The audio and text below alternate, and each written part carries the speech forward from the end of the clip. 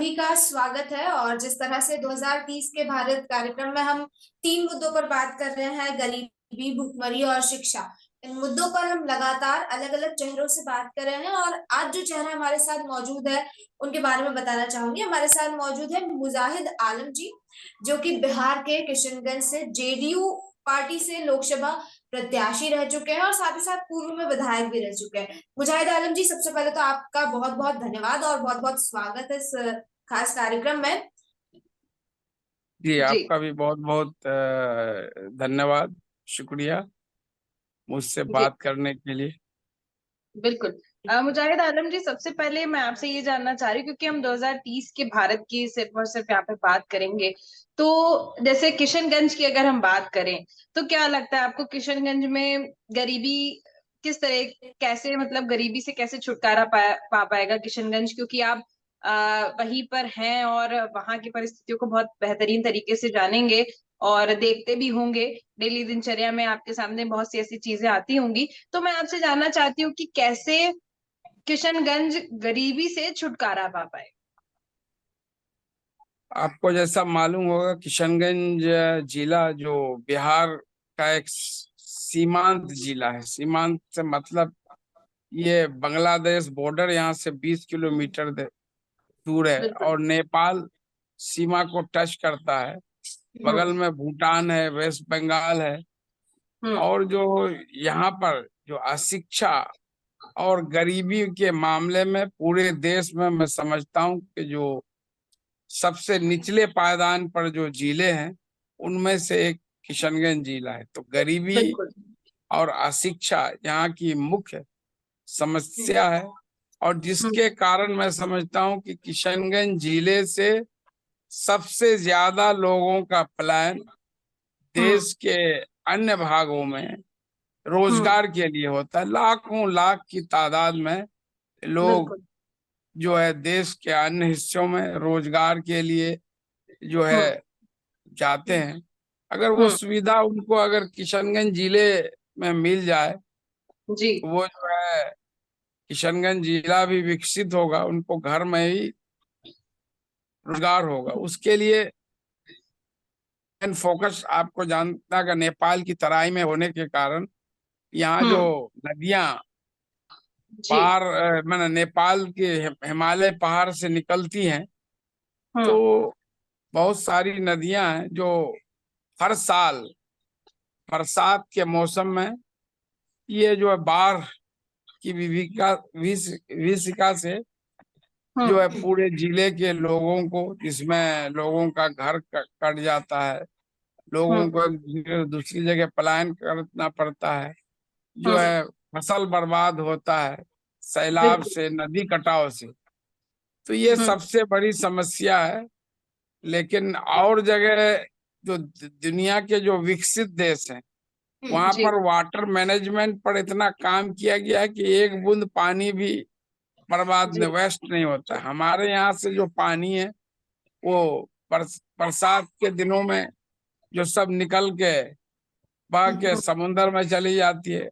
और जो है सुखा और जो है सूखे के दिनों में, गर्मी के दिनों में सुखाड़ हम्म की स्थिति रहती है। तो हम्म इसमें अगर नदियों का अगर सही से मैनेजमेंट हो, ये जो नदियां जितनी हैं आपको हम्म किशनगंज जिले में महानंदा से लेकर के मेची, कनकई, बूढ़ी कनकई जो हम्म नदियां हैं और सहायक नदियां हैं, डॉ जी जो है परवान, ये मुख्य नदियां, इनको अगर एक दूसरे से कनेक्ट किया जाए जी और इसके किनारे जो तटबंध बनाया जाए तो इस हम्म समस्या से लोगों को मुक्ति मिल सकती है। किशनगंज जिले में उद्योग धंधे नगण्य है। मेन जो है यहाँ के लोग, मैं समझता हूँ कि जो है 90 more than 90% लोग जो है जो खेती पर, एग्रीकल्चर पर डिपेंड करते हैं। बिल्कुल। बिल्कुल बिल्कुल आप बिल्कुल, सही कह रहे हैं मुजाहिद आलम जी। लेकिन ये तो हमने समस्याओं की बात की, जैसे आपने कहा कि अगर वाटर मैनेजमेंट किया जाए तो कहीं ना कहीं वाटर मैनेजमेंट से पानी की जो समस्या है, जिस वजह से कई लोगों के घरों में भी दिक्कतें आती है ना, जैसे आपने कहा कि कई लोग पलायन कर लेते हैं, ये समस्याएं जो है वो तो हल हो जाएगी, लेकिन और क्या कदम उठाए जाने चाहिए? मतलब अगर हम बात क्या कर रहे हैं गरीबी की, भुखमरी की और शिक्षा की, तो इन तीनों समस्याओं के लिए क्या समाधान होना चाहिए, इस पर बात करना ये चाहिए। भी ये भी एक गरीबी का एक कारण है ना। हर साल किसान मजदूर बाढ़ की विभीषिका से रहते हैं, हम्म उनका घर तबाह हो जाता है, फसलें हम्म बर्बाद हो जाती हैं, मवेशी नदियों में बह जाती हैं।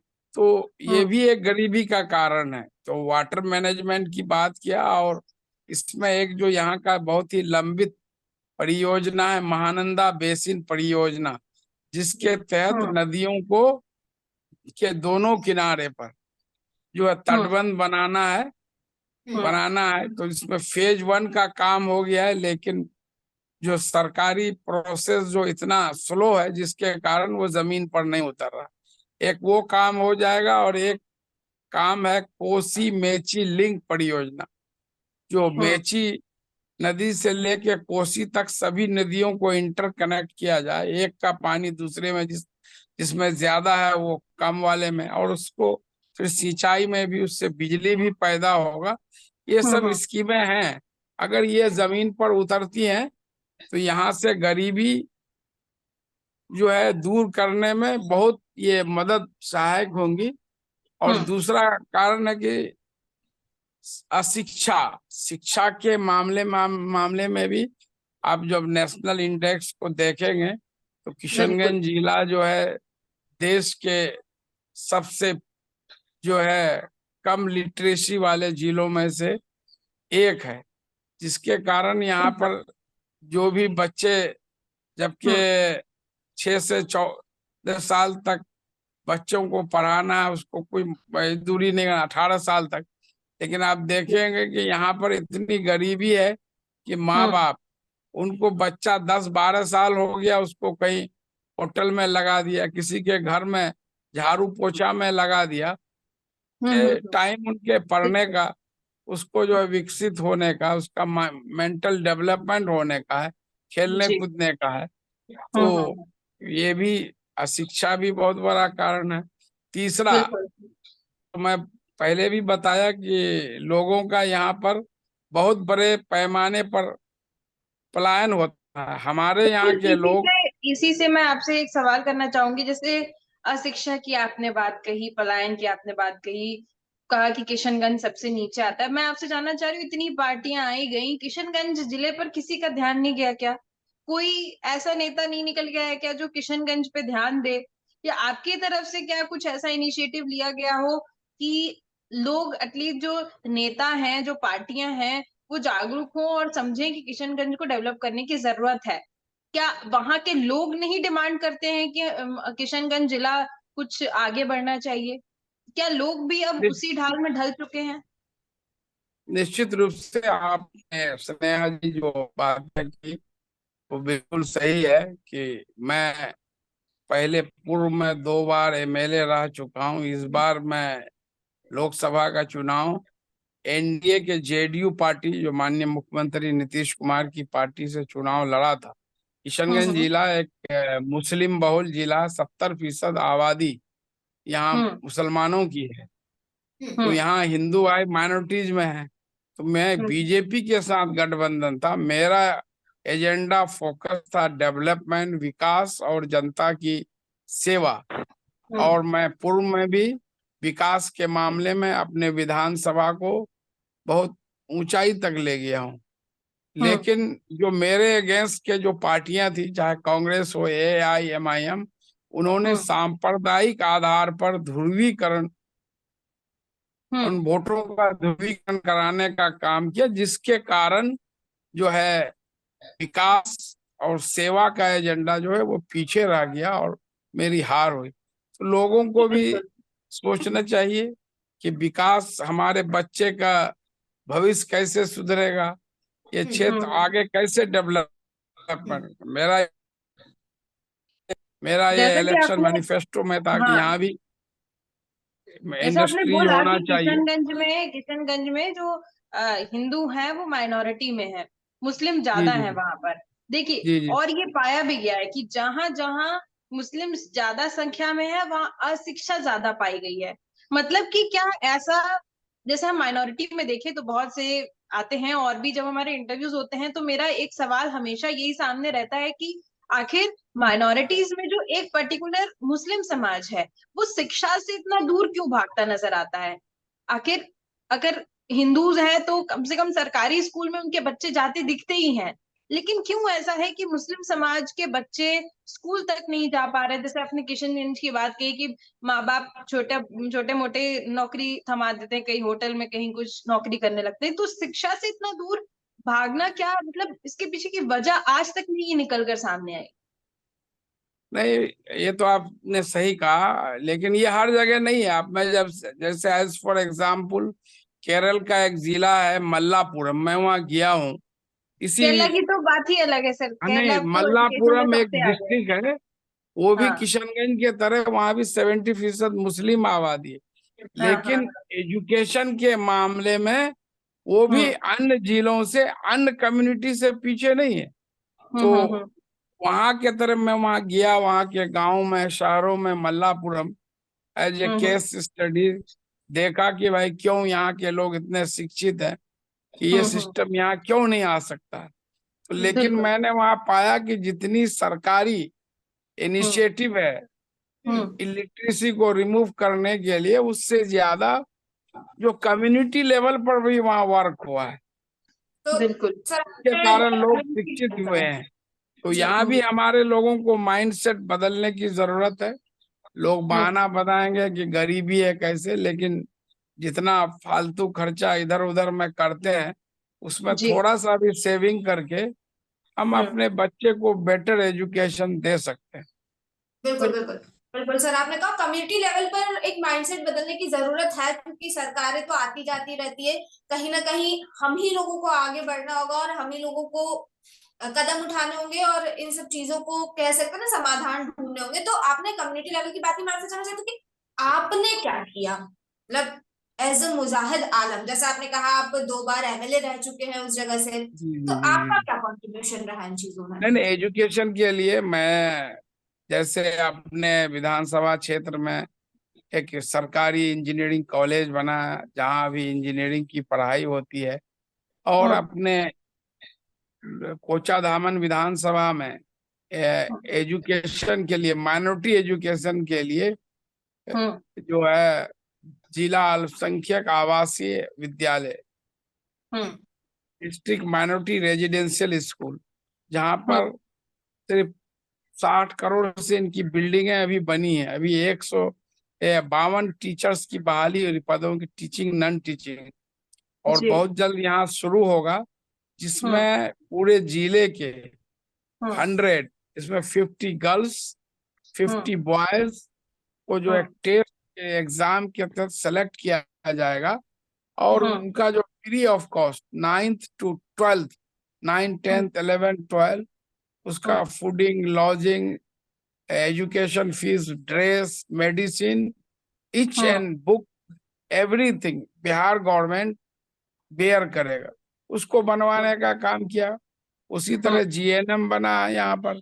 उसी तरह हम्म लड़कियों के लिए जो है हमारे ही क्षेत्र में भेड़िया डांगी में जो है, हम्म जो ये बनाया गया है आईटीआई पॉलिटेक्निक। हम्म उसी तरह जो है हम हमारे ही क्षेत्र में अलीगढ़ मुस्लिम यूनिवर्सिटी, आप जानती हैं, जो बिल्कुल। अलीगढ़ में है, उसका ब्रांच के लिए हम लोगों ने नीतीश कुमार से ये करके जो हम्म है जमीन भी दिलाया बिहार गवर्नमेंट से, और वहाँ हम्म पढ़ाई भी शुरू हुई।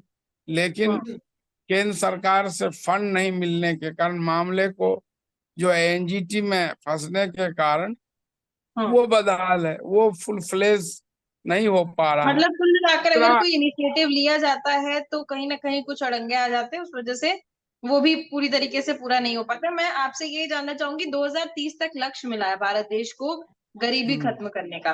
क्या लगता है आपको, शून्य गरीबी, शून्य भुखमरी और क्वालिटी एजुकेशन, ये 3 प्रमुख कह सकते हैं लक्ष्य हैं, तो क्या भारत देश 2030 में ये लक्ष्य प्राप्त कर पाएगा? आपको क्या लगता निश्चित रूप से अगर जो हमारे देश का नेतृत्व जो है इस तरह के फैसले लेते हैं जिससे कि गरीबी अशिक्षा दूर हो, लोगों को रोजगार मिले। उसी तरह किशनगंज जिला जो इतना बदहाल है, इतनी गरीबी है, इतनी अशिक्षा है, तो उसके लिए जो है कोई ऊपर लेवल पर जो इनिशिएटिव जो हमारे सांसद हैं उन लोगों ने उन्होंने जो है कोई इनिशिएटिव नहीं लिया कि यहाँ की गरीबी दूर हो, अशिक्षा दूर हो, यहाँ के गरीबों का बेटर जो है हेल्थ मैनेजमेंट हो, उनका बेहतर इलाज हो। लोग जो है दवाई के बिना, इलाज के बिना जो है दम तोड़ देते हैं। तो ये सब तो हम लोगों का था, लेकिन जनता ने विकास और सेवा के बदले वो धार्मिक आधार पर पोलराइज हो गया कि हम लोग बीजेपी के साथ थे।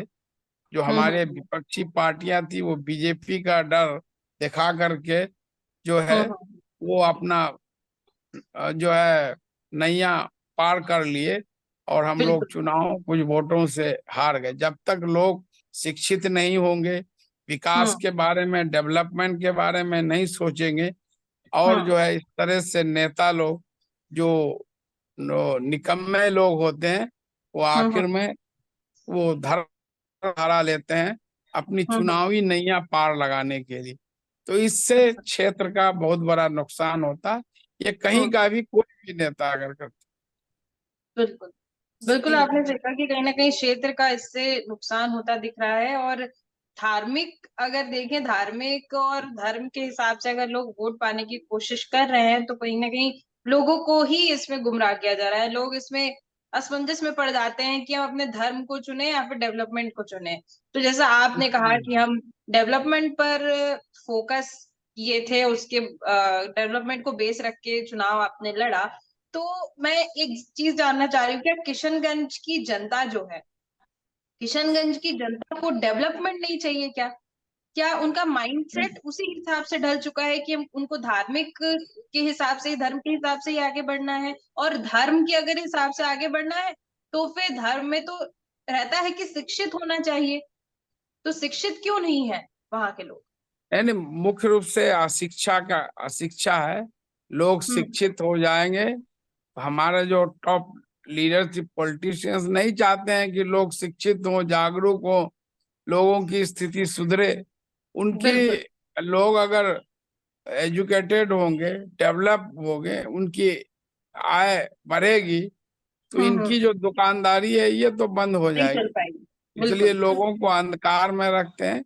यहाँ की जनता बहुत ही इनोसेंट है, इनको भी विकास चाहिए, लेकिन 5 साल ये विकास के लिए तरसते हैं।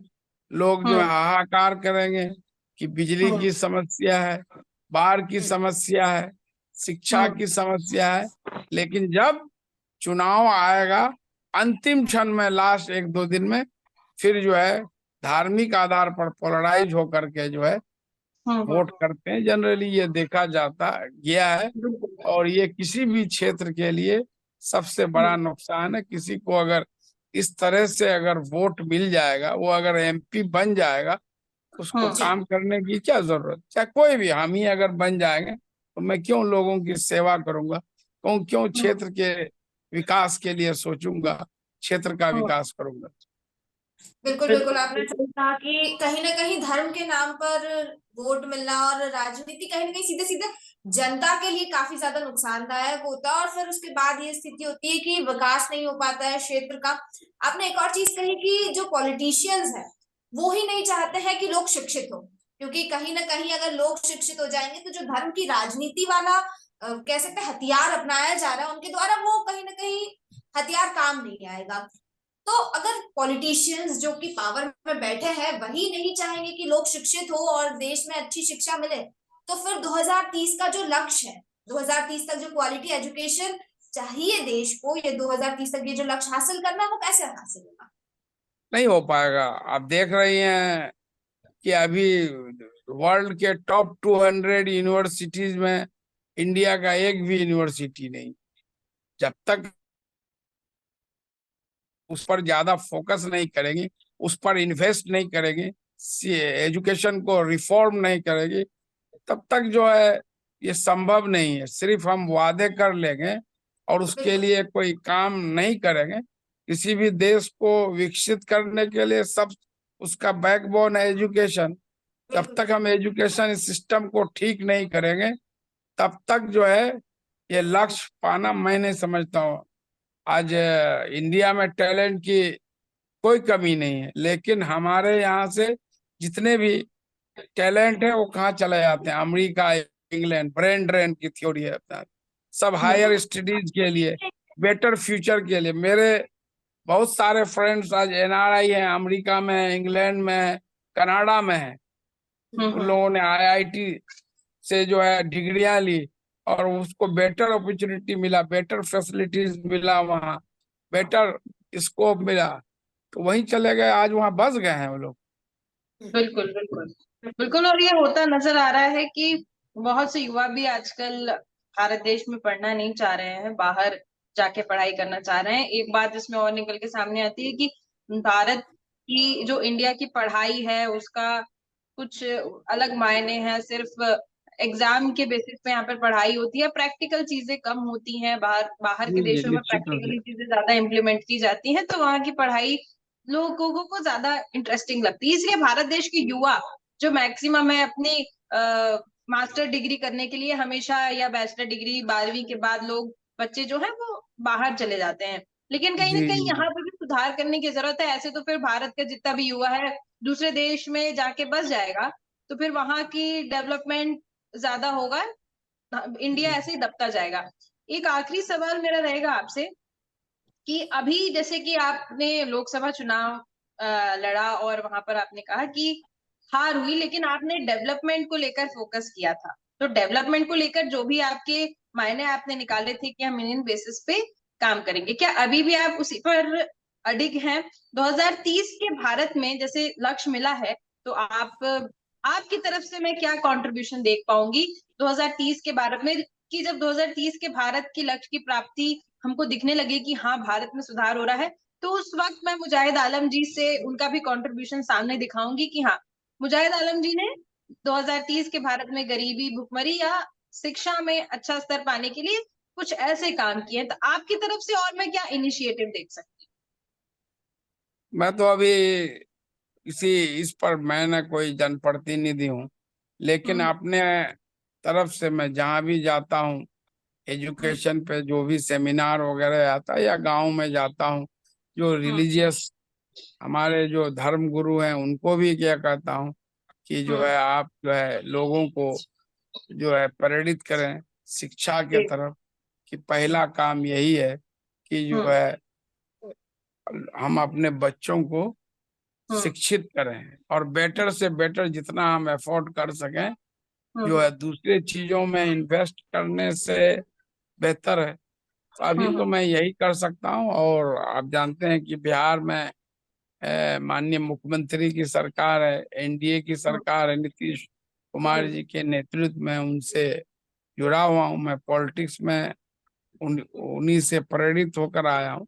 तो हम लोग अपने ओर से भी चुनाव जरूर हारे हैं। जो बेसिक चीजें ये हैं मैं ये जो थोड़ा सा कटाक्ष रहेगा, लेकिन बिहार के लिए जितने भी नेता हैं सब कहीं ना कहीं बिहार की जनता को मूर्ख बनाते हैं। इतनी सरकार आई गई बिहार की जनता को, क्योंकि मुझे नहीं पता क्या समझते हैं नेता लोग, लेकिन हमेशा मूर्ख बनाने की कोशिश करते हैं। बिहार एक ऐसा राज्य जहाँ पे अगर किसी बच्चे ने पढ़ाई कर ली तो आईएएस अफसर या किसी कंपनी में अच्छी पोजीशन पे आपको दिखेगा। आईएएस या ऑफिसर जितने भी हैं सब अच्छी अच्छी पोजीशन पे दिखेंगे, लेकिन यहाँ पर सिर्फ अशिक्षा होने की वजह से, डेवलपमेंट नहीं होने की वजह से, इंडस्ट्रीज नहीं होने की वजह से बिहार ऐसे पिछड़ा दिखता है। अब ये कब आगे जाएगा और कब इसका डेवलपमेंट होगा, ये आगे अब देखते हैं कैसे। क्योंकि जैसे आप भी कह रहे हैं कि एनडीए की सरकार है, नीतीश कुमार जी साथ में है, तो अब देखते हैं। नीतीश कुमार जी ने खैर किया है। बहुत कुछ किया है। बिहार जो एक बीमारू राज था, जो उसको पिछले 18 सालों में आज बिहार जो है देश का सबसे तेज गति से तरक्की करने वाला राज बना है।